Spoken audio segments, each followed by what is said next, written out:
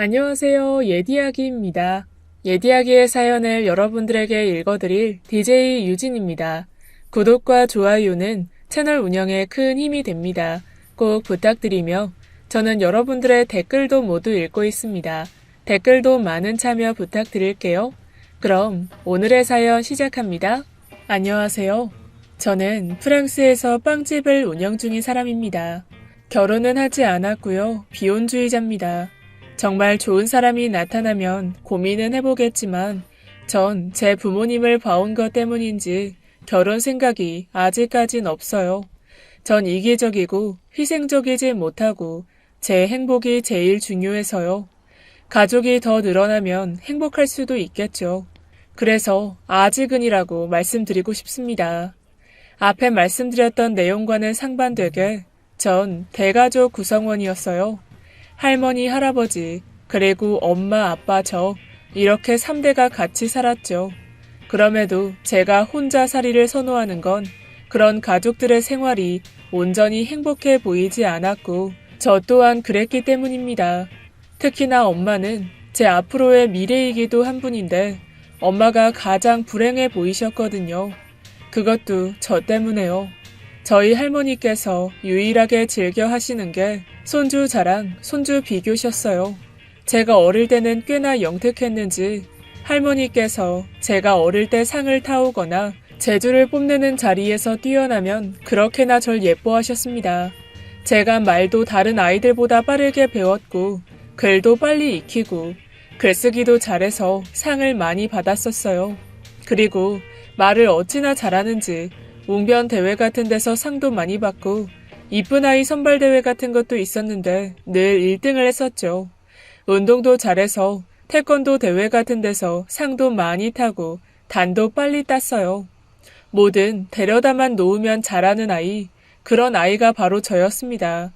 그럴 때마다 할머니는 다른 할머니의 친구분들에게 제 자랑을 하기 바쁘셨습니다. 못난 아빠와는 다르게 저는 성공한 인생을 살 거라면서 말이죠. 그 어린 저를 앉혀두고는 우리 진아는 할머니 시키는 대로 잘할 거지. 네 애비처럼 끈기 없이 그러면 안 된다. 그저 네 엄마 같은 사람만 안 만나면 돼. 잘 기억이 나지 않았지만 저 또한 그런 할머니에게 더 잘 보이기 위해서 무리해가면서까지 노력을 했었고요.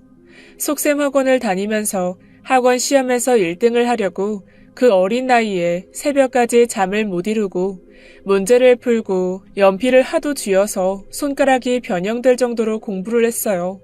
1등을 해야 할머니가 칭찬을 해줄 테고 괜히 엄마에게 싫은 소리를 안 할 테니 말이죠. 어린 마음에도 그런 게 컸던 것 같습니다.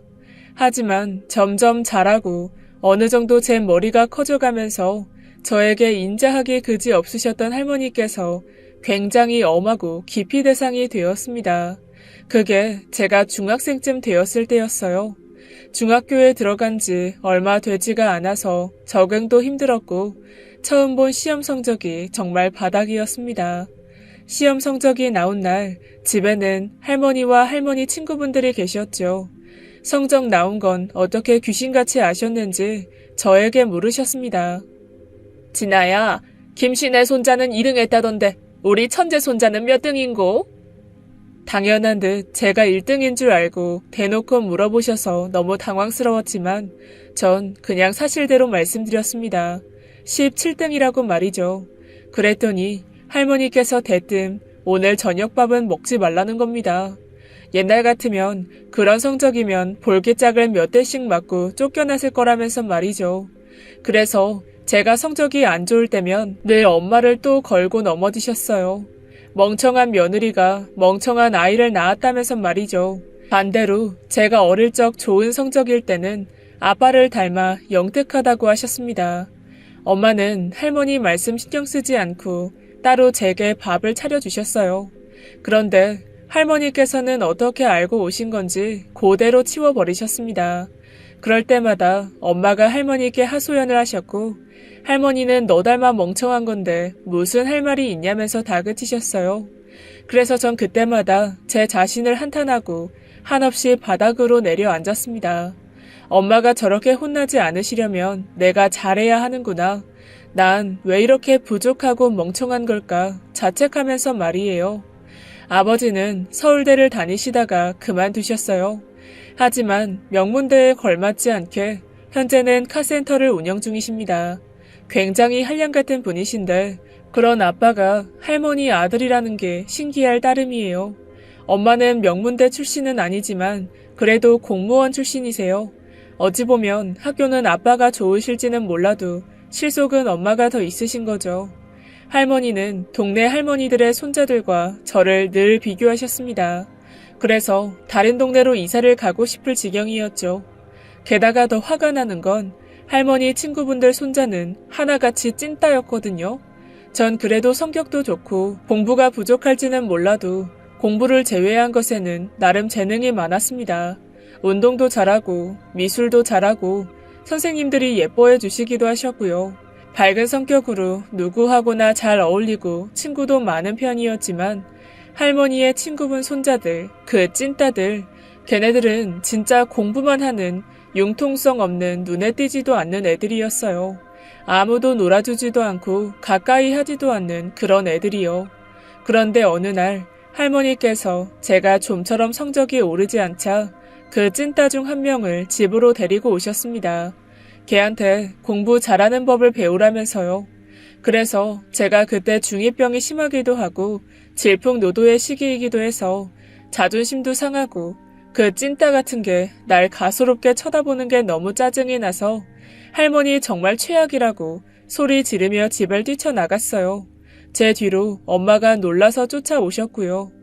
그 와중에 갈 곳은 없어서 집 근처 놀이터에서 그네 타며 슬픈 감정을 잡고 있는데 엄마가 제가 제일 좋아하는 아이스크림을 들고 옆 그네에 앉으시고는 최대한 할머니에 대해서 좋게 포장을 하셨습니다. 지금은 이해하기 힘들겠지만 결국은 할머니가 저 잘되라고 하시는 말씀이라고 말이죠. 그래서 그때의 반항으로 엄마가 건넨 아이스크림을 땅에 처박아 버렸어요. 잘되라고 할머니가 그러는 게 말이 돼? 오늘 할머니 때문에 내 자존감 저 아이스크림처럼 땅에 떨어졌는데? 엄마는 엄마가 들고 있던 아이스크림을 제게 다시 건넸습니다. 그럼 새 거 먹으면 된다면서 말이죠. 성인이 되면 절 건드리는 사람은 아무도 없을 거라며 조금만 견디자고 하셨습니다. 그때는 몰랐어요. 정말 견디고 있는 건 엄마였다는 걸 말이죠. 전 엄마가 준 아이스크림을 먹으며 다짐했어요. 그 찐따 같은 것들 내가 다 제껴버리겠다고 말이죠. 보란듯이 전 다음 시험에서 1등을 했습니다. 정말 잠도 안 자고 간식 같은 것도 멀리 해가면서 본때를 보여주겠다는 마음으로 했어요. 그랬더니 할머니께서 제게 엄청 비싼 자전거를 사주셨습니다. 평소에 엄마 아빠께 사달라고 노래를 부르던 거였어요. 전 할머니 욕할 때는 언제고 감사합니다를 연신 외치면서 자전거를 어루만졌습니다. 그러자 할머니께서는 거봐라, 할머니가 시키는 대로 하니 성적도 잘 나오고 원하는 것도 얻고 얼마나 좋아. 앞으로는 말 잘 듣고 공부 열심히 해서 할미 친구 손자들 다 꺾어야지. 그 말이 끝나자마자 전 신경도 안 쓰고 진짜 신나게 자전거를 타고 돌아다녔어요. 그러다 심하게 교통사고가 났습니다. 무릎 인대를 수술해야 할 지경이어서 학교도 오래간 못 가고 그달 있었던 시험도 치지 못했어요. 엄마는 하나뿐인 딸 죽을까봐 제가 눈 뜨자마자 병원에 주저앉아 아이처럼 크게 울었죠. 실신하실 때까지 말이죠. 그때 느꼈어요. 공부를 잘하고 남들에게 잘 보이는 것보다 건강한 게 부모님을 안심시키는 거라고요. 엄마는 계속 살아서 다행이다 하시며 제 얼굴을 어루만지셨고 아빠도 고인 눈물을 돌아서서 닦아내셨습니다.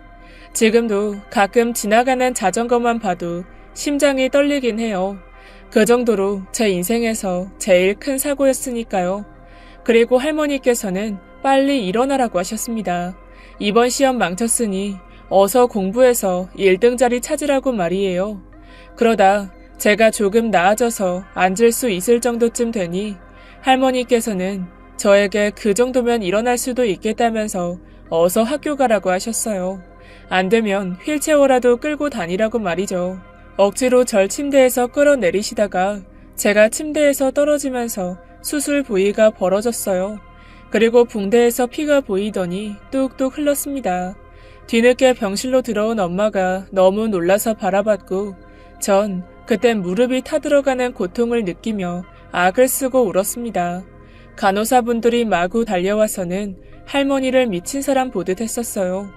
엄마는 할머니께 다시는 병원에 오지 말아달라고 했고 할머니는 엄마께 네가 뭔데 내 손주를 보라 말라고 하냐면서 더 크게 꾸짖으셨습니다. 그리고 저는 할머니 덕에 입원 기간이 더 길어졌고요. 게다가 할머니는 저 혼자 있으면 적적하고 공부도 어렵다면서 그 찐따 자식을 데려왔어요. 문병을 빙자한 희롱이었습니다. 그 자식 나랑 친하지도 않은데 왜 그렇게 할머니 말은 또 참 잘 듣는지 진짜 재수 없었어요. 아파서 누워있는 제 옆에서 수학 문제를 읽어주는데 진짜 정신병자인 줄 알았습니다. 그래서 제가 짜증내며 말했어요. 야 김민재, 우리 반 애들이 왜 다 너 싫어하는 줄 아냐? 너 그 잘난 척 그것 때문이야. 아픈 사람 옆에서 그러고 싶냐? 아니 어떤 멍청이가 소설책도 아니고 수학 문제를 읽어주냐고. 짜증나니까 꺼져. 지금은 네가 애들한테 인기도 많고 괜찮을지 모르겠지만 나중에 더 커서 내가 어른이 되면 너 같은 건 상대도 안 해줄 거니까 나한테 잘해야 할걸? 이라면서 개소리를 참신하게 해대는데 할머니와 정말 똑같은 모습에 완전 소름이 돋았습니다. 그리고 할머니까지 동참하셔서는 이럴 때 민재 같은 애랑 친해져 놔야 같은 등급의 인생을 산다면서 민재에게 칭찬만 하셨어요. 둘 다 눈앞에서 사라졌음 싶었어요. 아참, 그리고 민재는 아직까지 절 상대해주고 있고 친구가 없어서 저한테 들러붙어 있어요. 제가 소개해준 프랑스 여자와 단란한 가정을 이루고 프랑스에서 교수로 재직 중입니다. 그렇게 저의 중학교 시절은 할머니의 압박과 친해지기 싫은 할머니 친구 손자들에게 치여 흘러갔습니다. 그 친구들이 죽을 때까지 할머니의 비교는 계속될 것 같았어요. 각자가 다른 고등학교로 흩어져도 할머니와 할머니 친구분들은 손주 이야기들을 꺼내면서 노후를 보내셨습니다. 비교는 계속 진행 중이었던 거죠. 우리 애가 잘났냐, 너네 애가 잘났냐, 배틀이요. 전 할머니 기대대로 외고로 진학했습니다. 할머니의 아빠를 닮아서 똑똑하다라는 기대와는 다르게 엄마가 언어 능력이 굉장히 좋으세요. 제가 성적이 안 나오거나 결과가 안 좋을 때마다 딸은 엄마 닮는다는 할머니 말씀이 일리가 있긴 한 건지 전 엄마의 좋은 능력만을 타고났습니다. 외고도 결국은 엄마 덕분이었어요. 엄마는 프랑스 영화를 좋아하셨거든요. 전 그런 엄마와 같이 영화를 보는 게 좋았고요. 자연스럽게 불어를 익히게 되었습니다. 엄마가 불어 공부를 시켜주시기도 하셨고 말입니다. 그때에도 할머니의 쇳소리는 심했어요. 별로 경쟁력도 없고 돈 안 되는 말 배운다고요. 네 엄마 꼴 보고도 그 나라 말 배우고 싶냐면서 타박하셨고 그놈의 할머니 친구 손자들을 또 들먹이셨습니다. 걔네들은 외국의 유명한 대학교 준비하느라 영어를 잘한다면서 말이죠. 할머니가 한참 잘못 알고 계셨어요. 불어를 알면 영어는 자동으로 깨우치게 됩니다. 따지기도 피곤해서 아무 말 하지 않았어요. 그러다 고등학교가 워낙 쟁쟁한 애들을 모아놓은 곳이다 보니 등수 올리기가 힘들었어요. 그래도 중학교 때는 조금만 하면 따라잡기 쉬웠는데 독한 애들만 모여 있어서인지 아무리 밤을 새도 따라잡기가 힘들었습니다. 그래서 1학년 때 방황을 좀 많이 했어요.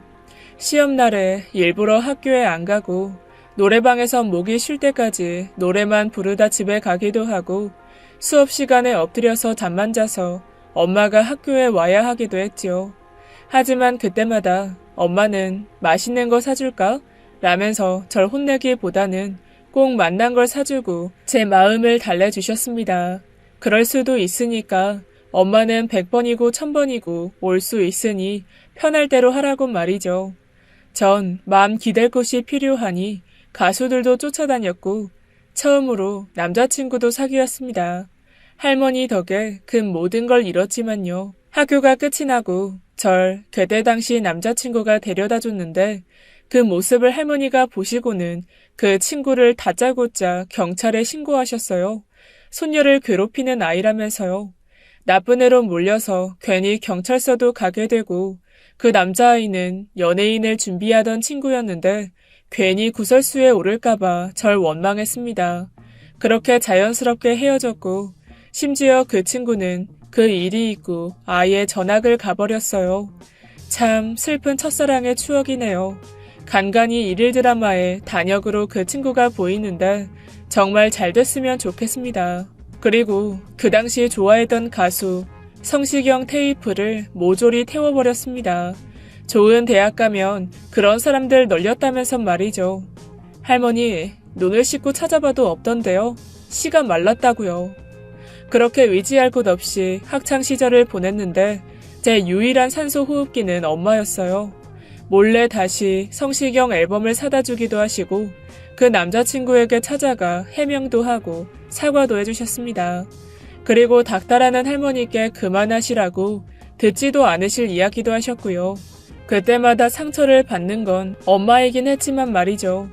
어느 날은 일찍 잠들어 새벽에 깨어 거실로 나섰는데 엄마 아빠의 대화 소리가 들려왔습니다. 그냥 참기에는 어머님이 점점 더 심해지시는데 아이고 어떡하면 좋을지 모르겠어요. 우리 진아 요새 상태가 많이 안 좋아요. 머리도 막 빠지고 베갯입에 막. 그냥 어머니께 사실대로 말씀드리는 거 어때? 그건 안 되는 거 알잖아요. 나랑 약속했잖아요. 어머님을 어떻게 막을지 그거나 강구해봐요 우리. 어머니가 너무 심하시다. 제 방에 가끔 들어가 보면 애 머리카락이 한 움큼 빠져 있다면서요. 스트레스를 너무 받는 것 같고 아이가 안 행복해 보여서 엄마가 슬프다고요. 아빠는 그저 무시하고 신경 쓰지 말라는 투로만 이야기했습니다. 사실 저도 몰랐어요. 습관적으로 제가 제 머리카락을 뜯어내고 있는지요. 엄마는 그렇게 작은 것도 다 알고 계셨습니다. 그러다 여느 때처럼 할머니는 친구분 손자와 저를 비교하셨어요. 그만하라는 할머니 친구분 만류에도 불구하고요. 친구분 손자 성적표랑 제 성적표를 대어보면서 이건 어떻고 하셨어요. 전 그 모습을 한참 보다가 손끝을 손톱으로 너무 뜯어서 피가 바닥에 투둑투둑 떨어졌습니다. 할머니의 속사포 같은 잔소리에 손이 아프지도 않았어요. 그저 귓가에서 삐 소리만 들려왔습니다. 그러다 그 삐 소리를 없애는 엄마의 목소리가 들렸어요. 진아야, 그 한마디에 정신을 차리고 보니 엄마와 시골 동네에 와 있더군요. 엄마는 제 손을 보시고는 바로 짐가방을 싸서는 제 손을 잡고 집을 나가셨어요. 할머니가 보시는 눈앞에서 말이에요. 전 못 느꼈지만 그때 제 몸은 많이 망가져 있었습니다. 고등학생인데도 그때까지 생리를 안 했어요. 엄마가 몇 번씩 제 서랍을 확인하셨던 것도 그 때문이었습니다.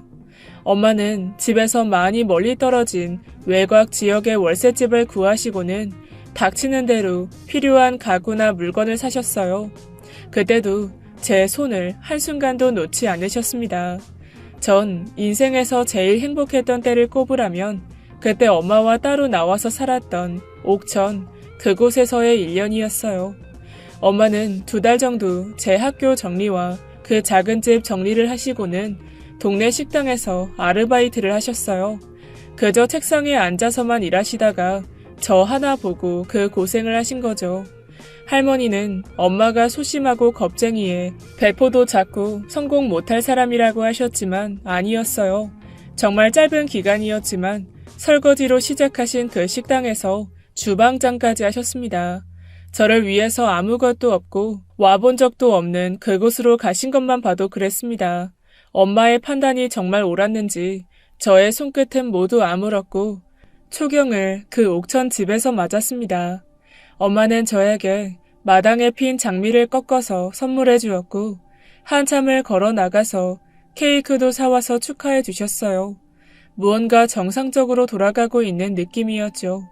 그리고 옥천에 있던 그 1년간 저는 작았던 키가 10cm 이상 자라기도 했고요. 그렇게도 아빠를 사랑하는 엄마가 저 하나 때문에 핸드폰도 일부러 다 놓고 오셔서 아빠에게 연락도 하지 않으셨습니다. 어떻게 알고 오신 건지 아빠가 엄마와 둘이 살던 집에 찾아왔어요. 제 학교 때문에 알게 되신 것 같았어요. 보자마자 화를 낼 줄 알았던 아빠는 그저 엄마에게 미안하다고만 하셨습니다. 그리고 같이 돌아가자라는 말은 안 하셨어요. 더 필요한 건 없는지, 어디 아픈 곳은 없는지 그런 것만 걱정하셨어요. 엄마는 다 필요 없고 저랑 죽을 때까지 둘이 살겠다고만 하셨습니다. 아빠도 필요 없다고 말이에요. 몇 시간 안 지나서 아빠는 돌아가셨고 엄마는 다른 집으로 이사를 가자고도 하셨어요. 그때 어린 마음에 아빠가 영영 못 찾아올까봐 싫다고 했어요. 제일 후회하는 말이에요. 그때 엄마 말대로 이사를 갔다면, 아빠를 영영 보지 않았다면 엄마가 지금 살아계실 수 있을 것 같거든요. 엄마는 늘 제 의견을 존중해 주셨기 때문에 아무런 말도 하지 않으셨습니다. 아빠가 싫다곤 하셨지만 차 소리가 들릴 때마다 어쩌다 한 번씩 대문 앞에서 서성거리셨어요. 아빠가 혹시 왔나 하고 말이죠. 말은 안 하셨지만 느껴졌습니다. 아빠가 왔을 때 순간 미소 지었던 엄마 표정을 전엔 봤거든요. 그리고 그 집에서의 1년이 지날 때쯤 엄마와의 단란한 행복이 끝이 다가왔습니다. 할머니가 찾아오셨어요. 외할머니와 같이 말이죠. 외할머니께서는 부끄러운 듯 엄마를 때리시며 무슨 짓이냐 다그치셨고, 할머니는 위풍당당하게 저에게 빨리 가자고 하셨어요. 그렇게 1년간의 엄마와의 짧은 여행은 끝이 났습니다. 제 버릇 개 못 준다. 딱 저희 할머니에게 맞는 말입니다.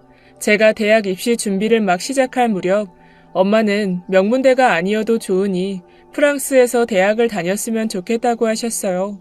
엄마는 대학 때 딱 일주일 프랑스에 다녀왔는데 거기서 평생 살고 싶으셨다고요. 어쩌면 본인의 바람을 저에게 내비치신 거죠. 저 또한 거부감 없이 마냥 좋았습니다.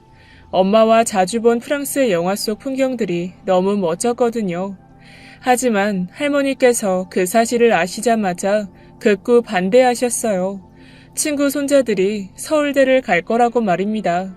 프랑스의 명문대에 가봤자 할머니 친구분들은 서울대밖에 몰라서 이야기를 꺼내도 무시만 당할 거라면서 말이죠. 아빠처럼 꼭 서울대에 가야 한다면서 말입니다. 할머니는 아직도 그러세요. 아빠가 기름때 묻히고 일하고 있으면 손님들한테 아빠 서울대니까 무시하지 말라면서 아빠를 더 부끄럽게 만드시거든요. 할머니는 아빠가 서울대 나와서 판검사 할 줄 알았는데 그렇게나 말 잘 듣고 범생이인 아빠가 학교도 때려치고 차 고치는 일 한다니까 기절하셨답니다. 저도 아빠가 신기하기는 했어요. 괴짜 같기도 하고요. 게다가 엄마는 할머니가 하도 서울대 하셔서 그때야 알았답니다. 아빠가 한마디도 대학교 이야기를 안 해서 몰랐다고요. 자랑스러워 하시는 할머니와는 반대로 아빠는 거추장스러운 어울리지 않는 학력이라고 말했습니다. 엄마는 뒤에서 몰래 할머니 말에는 알겠다고 대답만 하고 저보고 가고 싶은 곳으로 꼭 가라고 하셨어요. 할머니쯤이야 엄마가 다 막아주겠다면서요. 엄마가 정말 큰 방패로 보였습니다. 전 엄마의 뜻대로 프랑스에서 빵을 배울 수 있는 대학으로 갔습니다. 물론 할머니께는 대학에 떨어졌다고 거짓말을 했고요. 재수학원에 다닐 거라고 둘러댔죠.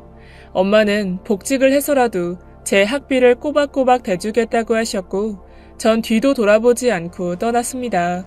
엄마가 본가에서 얼마나 힘들어하고 있을지 잘 알고 있었기 때문에 엄마가 고생한 돈만 받으면서 마냥 공부만 하고 있을 순 없었죠.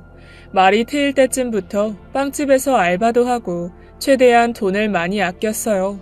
그렇게 시간이 흘러가고 제가 대학 공부를 1년 정도 앞두고 있을 즈음 난데없이 아빠에게 연락이 왔습니다.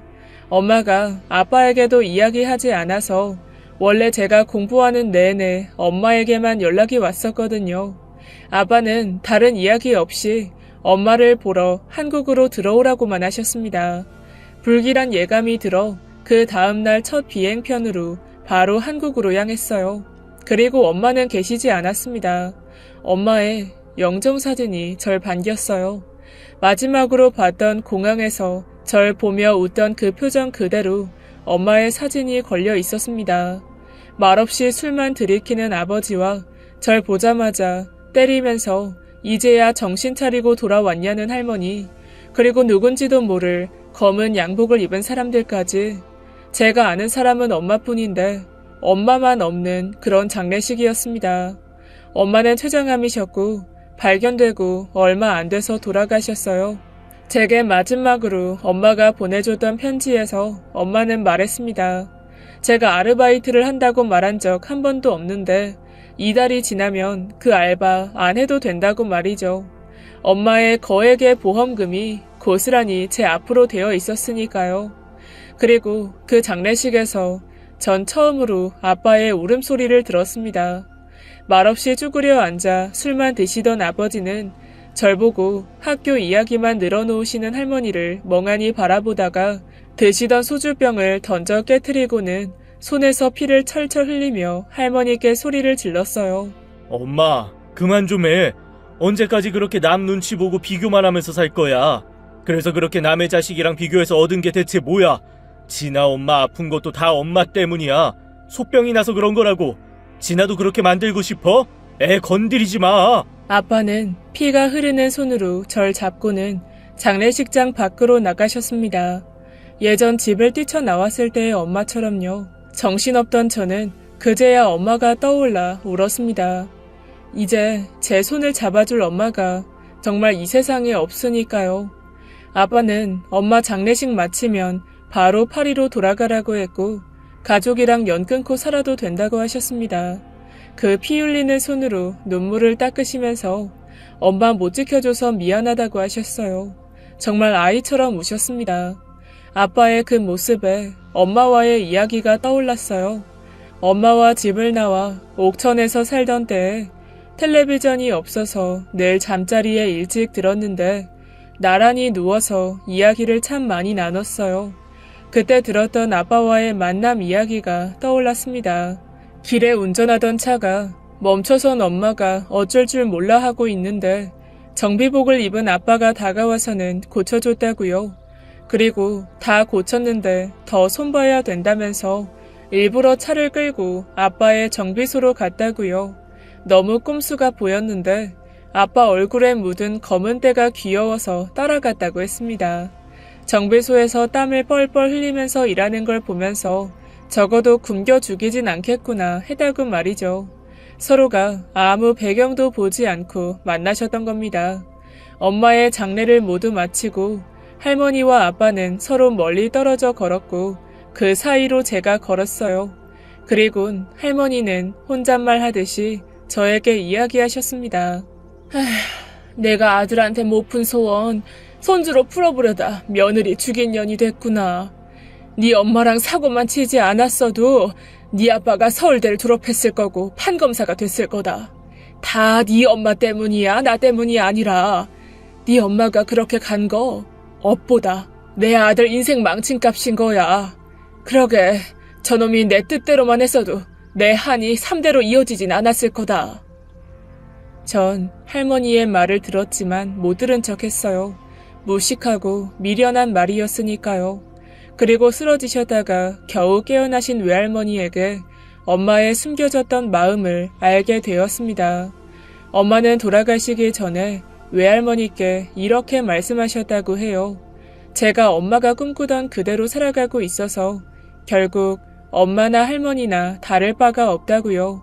할머니가 그리도 다른 손주들과 비교를 하셨던 건 아빠가 할머니의 기대치와는 전혀 다르게 살아가서이고 전 엄마가 어릴 적 꿈꿨던 대로 프랑스에서 대학을 다니고 있으니까요. 결국 엄마도 절 할머니처럼 종용한 거라고 말입니다. 전 자연스레 흘러간 거였지만 어쩌면 엄마는 저에게 엄마의 꿈을 펼쳐준 거였어요.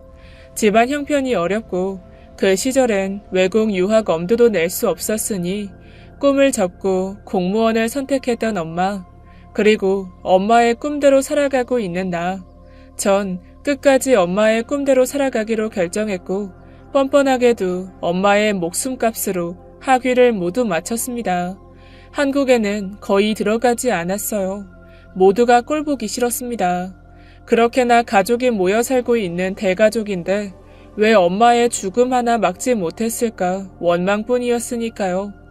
간간히 아빠의 돈이 입금되긴 했지만 쓰지 않았어요.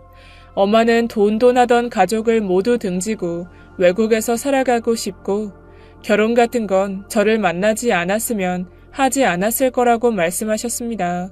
저에게 늘 내가 행복한 쪽으로 결정을 하라고 하셨으니까요.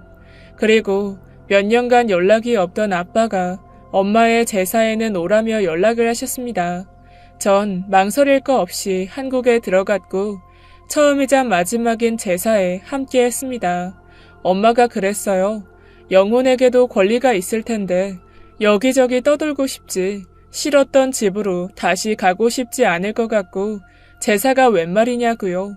엄마가 만약 죽는다면 제사 말고 그렇게 가고 싶었던 프랑스에서 떠돌고 싶다고 했습니다. 제사가 끝나고 제사상 위에 엄마의 사진을 집어들었어요. 아빠는 뭐 하는 거냐고 절 말리셨고 전 액자에서 꺼낸 사진을 태웠습니다. 할머니는 절 보며 지엄마 닮은 미친 것이라고 욕하셨어요. 그러면서 역시나 본디 없이 자란 애를 닮아 경우도 없고 예의도 없다고 하셨죠. 네, 맞아요, 할머니. 그렇게 생각하신다면 그런 거겠죠. 제가 엄마 딸인데 닮은 거 맞고 그 닮은 게 어디 가겠어요? 그치만 엄마가 뭘 그렇게 버릇이 없고 본데 없이 자란 건가요? 아빠한테 못 푼 한을 저한테 푸시려는 할머니가 제 눈엔 더 본데 없으신 것 같은데요? 그럼 건강하세요. 그래서 할머니 말이 다 맞다고 버릇없이 대답하고는 제 뒤로 들리는 할머니의 수많은 욕을 뒤집어 쓰며 집에서 나왔습니다.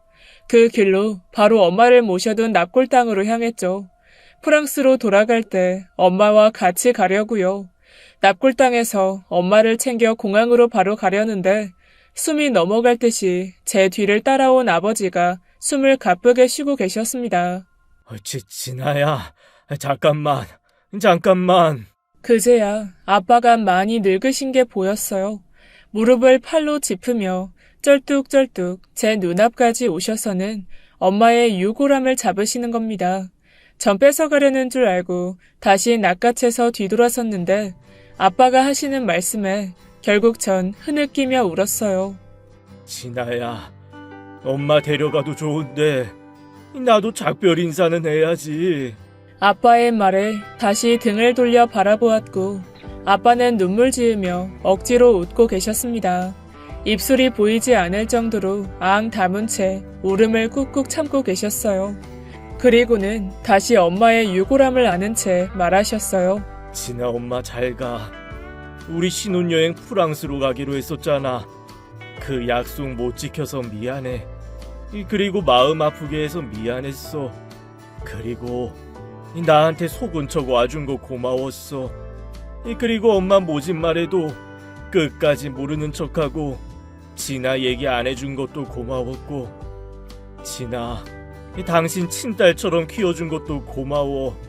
프랑스 가면 반드시 행복해야 돼. 잘 가라 명수가. 전 알고 있었어요.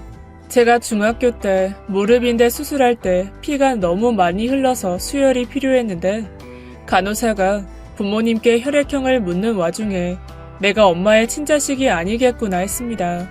엄마는 그렇게나 엄마를 닮아서 무식하다는 할머니의 말에도 아무 소리 하지 않고 참으셨어요.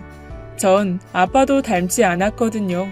아마도 제가 모르는 친모를 닮은 거겠죠. 사실 무서워서 묻지도 않았습니다. 엄마에게 내가 친딸이 아니냐고 묻는 순간 정말 엄마 딸이 아닌 게 될까 봐서요. 엄마의 유골함을 매만지며 아빠는 이야기해 주었습니다. 친엄마는 저만 낳아놓고 도망쳤다고요. 아빠가 서울대를 마저 졸업도 못하고 정비공을 하게 된 것도 친모 때문이었고 엄마의 차를 고쳐주려 정비소에 데려왔을 때 그곳에 있던 제가 엄마의 품에 안겨 떨어지지 않았고 그렇게 내 엄마가 되었다고 했습니다. 엄마는 아빠를 감싸주려 속도 위반으로 아이가 생겨 시집 온 여자가 되었던 거죠. 할머니가 하도 아들 없이 사는 것보다 죽는 게 낫겠다며 난리를 치셔서 할 수 없이 할머니와 살게 되었다고 했습니다.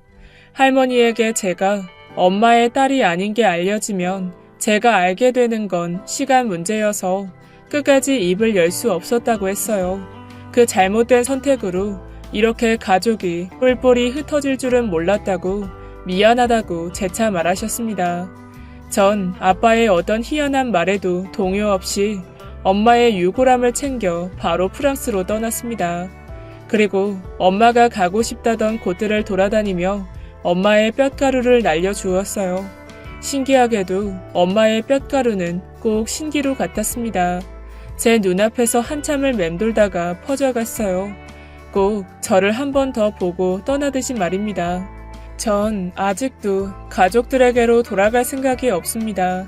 재작년 할머니께서 돌아가셨다는 소식에 한국에 한번 방문하고 줄곧 프랑스인 친구 집에 머무르고 있어요. 물론 이성 친구고요. 동거 중이지만 아직도 결혼 생각은 없습니다. 제 의견에 동의해준 사람이기도 하고요. 이 시국이 지나가면 엄마와 단둘이 머물렀던 그 옥천 집으로 떠나볼 생각이에요. 그곳에서 작은 시골 빵집을 차려 살아갈까 합니다. 엄마에 대한 기억이 가장 짙은 곳이니까요. 엄마, 난 엄마의 꿈대로 여전히 행복해. 그리고 계속 다른 꿈을 꾸며 살아가고 있어. 아빠가 많이 늙으셔서 그나마 가까운 곳이라도 있으면 찾아오시기 쉬울 것 같아. 엄마가 옥천에 있을 때 한 번씩 마당에 나와서 아빠를 기다렸던 것처럼 나도 그렇게 할게. 엄마도 한 번씩 들려줘. 사랑해. 그리고 늘 보고 싶다. 지금까지 예디이야기였습니다. 끝까지 함께 해주신 여러분 진심으로 감사드리며 전 내일 이 시간 다시 돌아올게요. 감사합니다.